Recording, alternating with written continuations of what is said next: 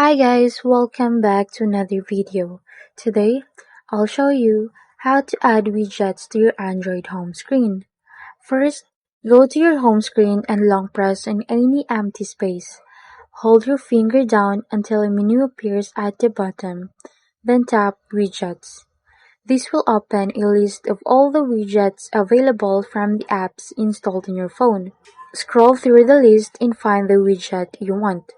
For example, a weather widget to see real-time weather updates, or a calendar widget to check your upcoming events at a glance.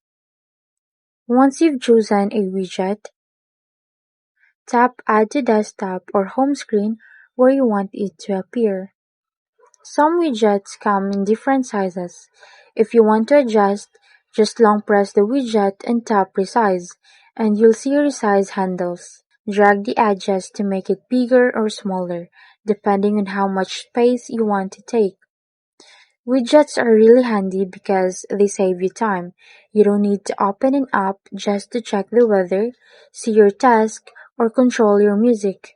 Instead, everything important is right there on your home screen.